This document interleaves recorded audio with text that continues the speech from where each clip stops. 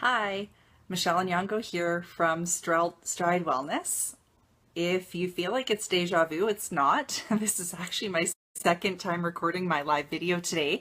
Unfortunately, I was trying to edit the title of my first live video and I accidentally deleted it in its entirety. So I'm going to do it again. If you joined in the last time, thanks, and I appreciate it that you watched it previously. If not, if you're tuning in for the first time, thanks again for joining me. I do really appreciate people who are able to follow along with Wellness Wednesday segments faithfully. And I also really appreciate those of you who have been able to give me some feedback and some topic ideas for future segments. And I am working on them. I also wanted to let everybody know that I've been really working hard to get my podcast out. We've recorded, I believe, 7 episodes and they're fully produced thanks to Risweeb at Waxwing Productions. And those are going to be rolling out quite soon. So please stay tuned for that because I can promise you, you're really going to want to listen to them. Additionally, I've been pouring out my heart and soul into a new project, which is a 6-week online webinar on grief and loss. And that should be coming out in, I guess, the fall. So stay tuned for that as well. All right. So if you want to follow along today, awesome. If you want to come revisit this, because if you stick around to the end, I'm going to show you a practical technique for reducing stress in children, and you can watch that if needed as a review. Thanks, Paula, for joining in. I'm just getting started though on something that I want to discuss that's a little bit different. As everyone is aware, the political climate in the United States is boiling over, and there have been many shocking events, most notably related to race, religion, and immigration. And I feel this sense of tension and impending eruption. Unfortunately, I think it's probably going to get worse before it gets better. As an adult, it scares me sometimes. And that has got me thinking about the impact of scary and jarring events on our children, especially those who already struggle with some anxiety.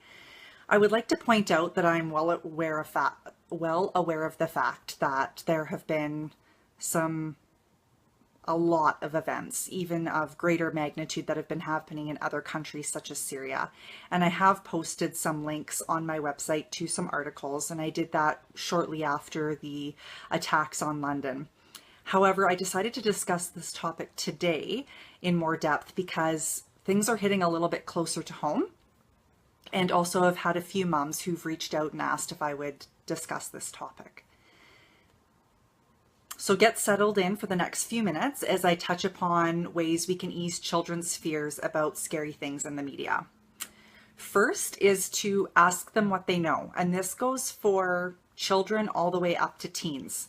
This is the easiest way to talk about their fears without giving them more information than they need. Let them lead the way. If they know very little and they seem unbothered by it, perfect. You can move on while encouraging them to come back and talk to you at another time or ask questions. If they know a bit and they feel overwhelmed or anxious about the topic area, you can work with them to quell their fears, and you can get really specific because you would know exactly what it is that's bothering them. Sometimes kids think they know a lot and are generally or might be greatly misinformed. We see that a lot in topics such as sex education. What we can do is find out what they know and make sure it is true or factual, and then discuss it with them. So sometimes that means, if they know a little bit or a lot, more information can actually be beneficial as long as the information is truthful. Number 2 is listen. Part of calming fears is being a sounding board and allowing our children to come to us as a safe place so that we can listen to what they're thinking about. Listening means not trying to change their mind or tell them that they're overreacting. If you say something like, "Oh, that's nothing to worry about," that can actually, be more detrimental, because if the child is already worrying about it, we minimize what it is that they're saying. So validate that you hear what they're saying and ask questions for clarification. Don't feel like you need to give advice or pry information out of them or make the conversation into something major. Number 3, remind them these occurrences are uncommon. The reason the media focuses on much of what they do is that they are rare occurrences.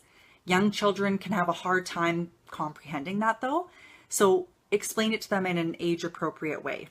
You can help to reduce the stress around those events. With teenagers, we have an opportunity to discuss what media chooses to report and what they don't. And I've had some amazing conversations with my teenage daughters regarding this. It is important to note that part of why these events don't seem rare is the number of times we see the same videos replayed or pictures posted by a variety of media outlets. The pace at which kids get information is staggering. They are then bombarded by it repetitively. And so it can take on a larger prominence in what it is that they are reading or viewing throughout their day. With something constantly being in their news feeds, they can associate it with it commonly occurring. And obviously that's just not the case. Number 4, don't lie, but leave out the nasty details.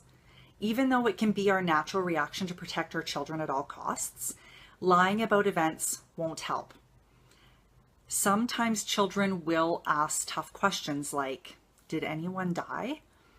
It won't help them if you lie and say no.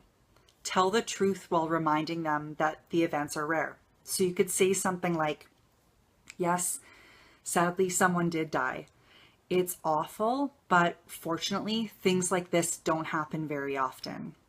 You can then reassure them about their safety. It's okay and probably advisable to omit the gory details and soften the telling of events by leaving out the intense emotions. Often children don't ask for these specifics as they want to know about what happened in a more general way. All the details can be overwhelming and not age appropriate. Fortunately, most news stations will provide a warning when graphic images or videos are to be played, and this provides us with the opportunity to ask young children to leave the room if you want to continue to watch. And if they ask why, I typically just say, this isn't for kids. Ultimately, this generation of children is living in a world quite unlike the one their parents lived in. Let's be mindful that media and social media overload can be overwhelming and stress-inducing. Fortunately, as adults, we can be of assistance when we use these 4 guidelines. As I mentioned earlier, I want to provide you with a practical tip today that you can implement with any child who has some big worries or anxiety. It is a breathing technique that is super simple to teach and use. The reason breathing techniques are helpful is that when anyone experiences anxiety, whether that's a child, a teenager, or an adult, they're likely to experience rapid, short breathing, which can not only cause someone to hyperventilate, but it ultimately makes symptoms of anxiety worse. And there are studies that show that teens especially relate the rapid short breathing to worsened anxiety symptoms.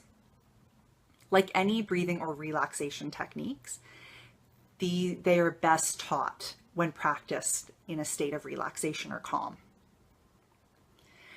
The Anxiety BC website suggests using a cue word like calm breathing when teaching children breathing techniques. And I would like to mention that the Anxiety BC has a number of great resources, and if you have a child or a teen or you yourself suffer with anxiety or you think you may, it has so many resources and tips on there, and I would suggest going to check it out. So they offer some suggestions there, but the one that I'm about to show you is a little bit different. So what we're going to do is we're going to imagine that when we're teaching the child that they're holding a flower and they're going to take a big sniff of it, inhaling, breathing in through their nose for 4 seconds, and then they're going to wait 2 seconds before exhaling. So it's going to be like this. We got our We got our flower. So they're going to go for 4 seconds.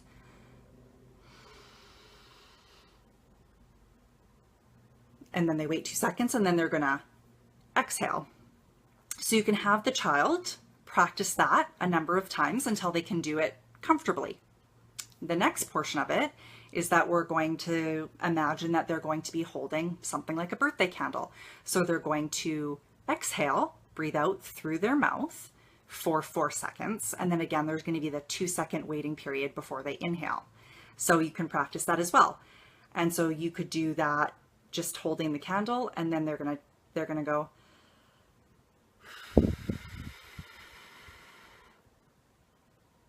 And then they could inhale. So there's a 2-second little break after that.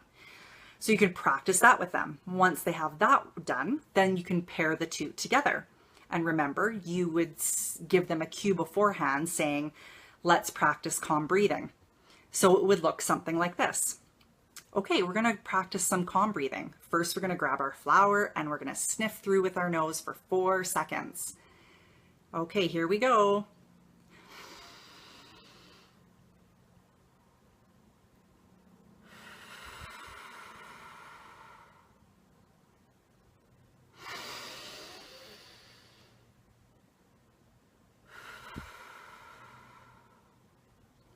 So when in the learning phase, it could be best for children to practice this 2 to 3 times a day with 10 breathing cycles each time. So that means they would do 10 inhales smelling the flower and 10 exhales blowing out the birthday candle, and that would count as 1 cycle. And you could do that once, maybe in the morning, and then you might try again maybe in the afternoon or the evening. And again, you would, especially when they're learning, are going to want to do this when they're in a relaxed or calm state. The excellent thing about this is that once mastered, children can use this skill without people really noticing that they are doing it. For some added fun, you can practice this skill by blowing bubbles and say, we're going to practice calm breathing by blowing bubbles. We blow the bubbles long and slow so they don't pop. And that's just a fun way to kind of generalize the skill. Once your child can do this effectively, offer the cue, the calm breathing, when they seem worried or anxious. Don't forget to practice regardless. I hope you found some helpful tips here today. It's a tricky time to be a parent and a child, but we can navigate it together. I would love your feedback and your comments, either on Facebook, my website, my YouTube channel, or on Twitter at Wellness Stride, and that has 3 S's in the middle. I will see you next week for another segment of Wellness Wednesday. Take care and be well.